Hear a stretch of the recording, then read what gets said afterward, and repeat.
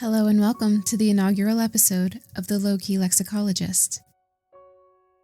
For our first episode, I thought it would be appropriate to do something a little on the nose and cover the word lexicon. And if anyone is new to the world of lexicology, we will be taking a closer look at that term and the field of study that it covers a little later on in the episode, along with a few other sister terms. But for now, lexicon. Lexicon is a word used to describe the vocabulary of a given language or that of a branch of knowledge.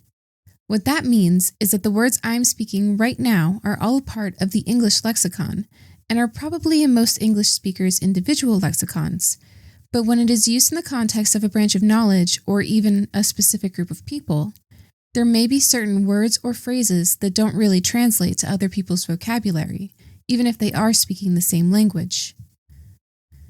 For example, navette, a French word that literally translates to little ship, is an elliptical shuttle used in weaving to pass weft threads between warp threads on a loom. And this may be a common term amongst weavers or fashion or textile historians, but it wouldn't necessarily be in the vocabulary of the average person walking down the street. Another example would be the term asterism, which can be found in the lexicons of astronomers, gemologists, and possibly even writers, though the meaning of the word differs completely for each of those branches of study. But that's a story for a different episode. Lexicons can also be extended to include something called bound morphemes, which are units of language that cannot stand on their own, but can be added to other morphemes or words to create meaning. Bound morphemes that we would be familiar with would be prefixes and suffixes. For example, a biography is a written documentation of another person's life, but an autobiography would be a biography written about the person who is writing it. The prefix auto means self and is an example of a bound morpheme. One of the elements that distinguishes lexicons from dictionaries is the inclusion of the bound morphemes, which cannot be found in the latter. In addition to bound morphemes, lexicons also feature compound words, idioms, and collocations, or a series of words that occur together more often than could be expected by chance, such as crystal clear or fast food. So although the two are very similar, they are viewed as being distinct from each other. More specifically, lexicons are considered by linguistic theorists to be half of a two-part system which creates language as we know it. The second part of the system would be grammar. On its own, a lexicon is a catalog of a language's words, but paired with the system of rules put into place by grammar, these words are able to be combined with each other to create meaningful sentences. Commonly, a lexicon, much like a dictionary, classifies related words known as lexemes under something referred to as a lemma, which is the agreed citation form and is typically used as a headword, also known as the dictionary form. To break this concept down further, let's talk about what lexeme and lemma are. A lexeme is a collection of the units of lexical meaning related through inflection, and a lemma is used to simplify the classification of these words under a canonical headword. That way, when a dictionary or lexicon is being referenced, all of the related words are grouped together and easy to find. For example, speak, spoke, speaking, spoken, etc. are all forms of the same lexeme using speak as the lemma under which they are classified.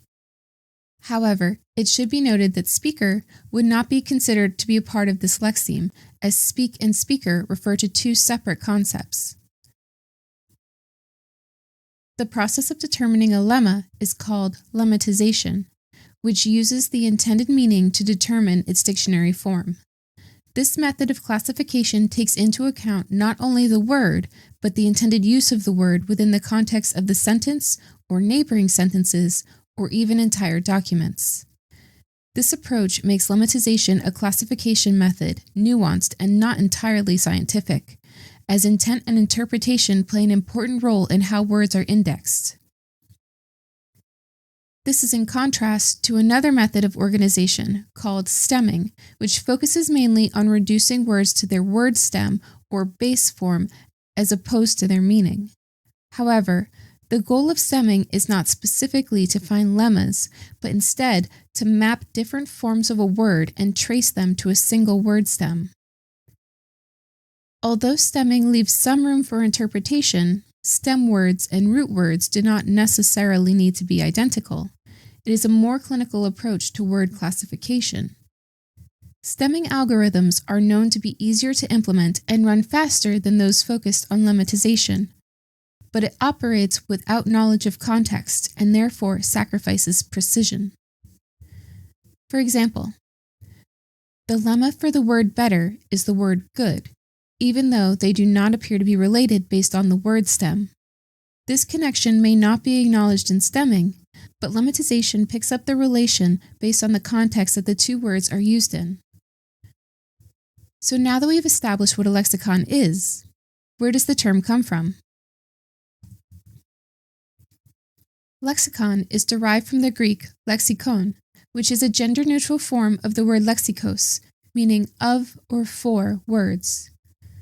But let's take a closer look at the individual parts of the word. Lexis is easily the most active aspect of this word, its underlying meaning representing a vocabulary of a language in instances of speech, diction, individual or combined words, text, and the act of speaking. Lexis itself is derived from the early Greek word lego, meaning to speak, and a bound morpheme, sis, which is used in conjunction with verb stems in order to form nouns. Lego is thought to be derived from the Proto-Indo-European root word leg, which means to gather or collect. In this case, what we are gathering and collecting are words to be compiled into a lexicon. This comes into play when looking at another use of the word Lego, which is to gather, order, or arrange, which based on context is specifically in reference to language.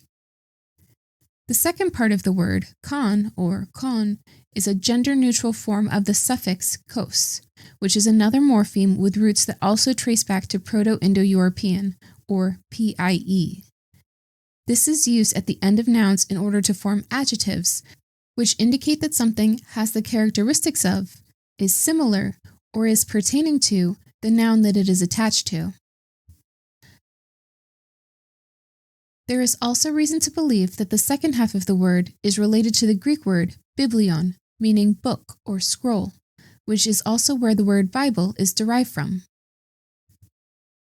Although lexicon by definition is synonymous with the word dictionary, and the two have been used interchangeably in the past, nowadays it is considered antiquated to do so and is typically avoided.